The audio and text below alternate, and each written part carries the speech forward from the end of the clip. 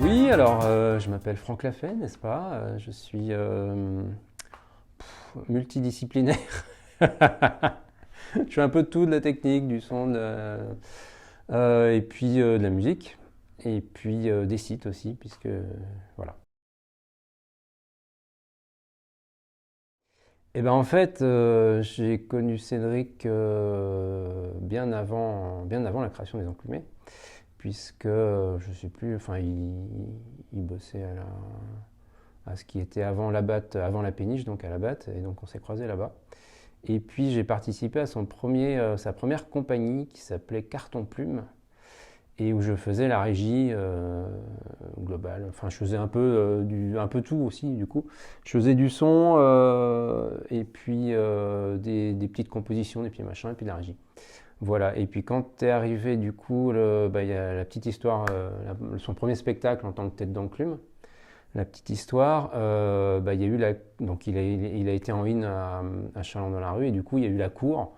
On a eu une cour, la cour du musée Niepce, donc dans laquelle on a fait plein de trucs. Et c'était le début des Enclumés en fait.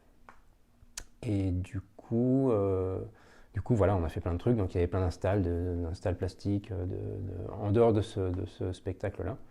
Et moi je faisais aussi des sortes de, comment on appelle ça, comment on dit, des performances, voilà, avec une danseuse buto qui s'appelle Adélie. J'ai fait un peu de la technique, du son selon les différentes euh, créations, et puis dans les cours aussi, puisqu'il y a eu quand même beaucoup de cours, pas mal de cours à Chalon-dans-la-Rue pendant un certain temps. Voilà, donc il y a eu pas mal de choses. Donc il y a eu effectivement Papy le boxeur. Il y a eu donc en parallèle il y a eu Frank Hendrick on a créé des choses avec Cédric entre accordéon et électro pour le spectacle. Puis du coup ça s'est décliné en formule vraiment purement musicale.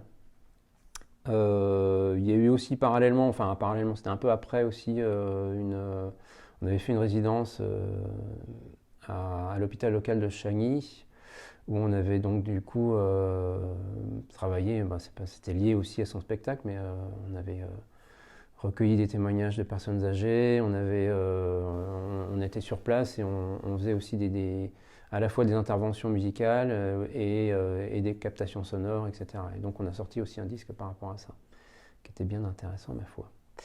Voilà, et puis parallèlement à ça aussi, je me suis occupé du site, de la création du site des Enclumés à partir de 2004-2005, du site de Tête d'Enclume, du site des Médusés beaucoup plus tard, du site du Badlan, enfin voilà, de tout ça. Et puis oui, puis après il y a eu aussi, j'ai fait un peu de technique aussi, plus précisément sur une autre création de Cédric qui était les Contes de la rue Morgue. Voilà, et puis donc du coup les Médusés de Gorgopolitis, où on s'occupe de toute l'ambiance sonore avec Priscille. Et je crois que c'est déjà pas mal. En actualité par rapport avec Priscille, on a beaucoup de projets en fait. Donc il y a effectivement Mona Kazoo pour lequel on est en train de finir de bosser sur le troisième album qui va sortir, on ne sait pas quand, mais qui va sortir peut-être, c'est sans doute cette année quand même.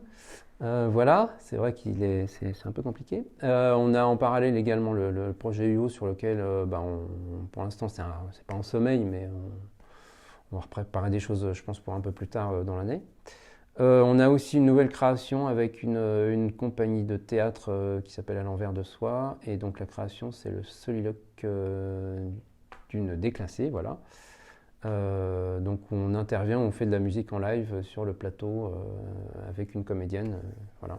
Donc c'est du théâtre musical, enfin, il y a une interaction assez importante entre les deux. On a aussi un ciné-concert qu'on souhaite faire tourner. On a commencé, c'est très dur de démarcher, mais voilà, on a quand même plusieurs dates et pistes calées, décalées, recalées, etc. Je crois que c'est pas mal maintenant.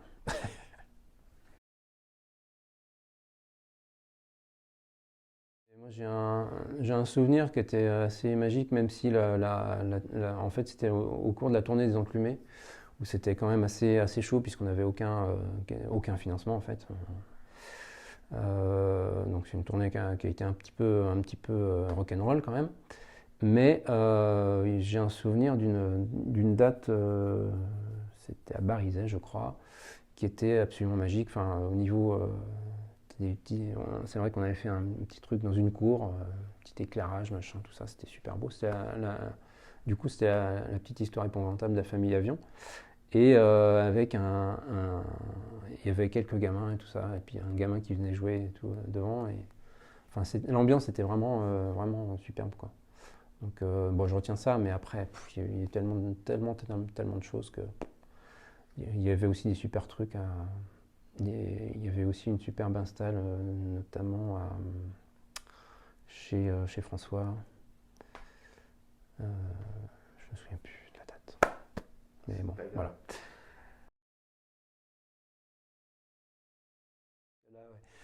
Ouais, si, là j'ai pensé à un truc. Alors, on a fait une putain de résidence à Moirans en montagne, et alors là, putain. Alors la résidence à Moirans, comment dire, c'était sportif.